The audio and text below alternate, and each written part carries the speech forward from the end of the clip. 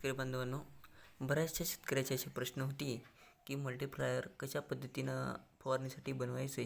तर ते या ग्लासाद्वारे 15 ग्लास पाणी घेतलेलं आहे आणि 15 ग्लासच्या पाण्यामध्ये या 250 ग्रामची मल्टीप्लायरची जी पुडी आहे ती याच्यामध्ये पाण्यामध्ये मिसळून दिलेली आहे. मिसळल्यानंतर डबल पॉवर हे अळीसाठी आणि कीटकनाशक म्हणून वापरणार आहे मी.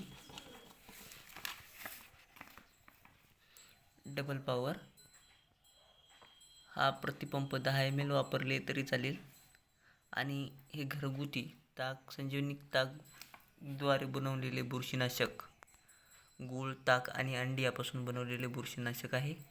हे सर्व मिळवून हे प्रतिपंप 50 ml टाकायचे आहे आणि हे मल्टीप्लायर असं काडीद्वारे मिक्स करून घ्यायचं आहे.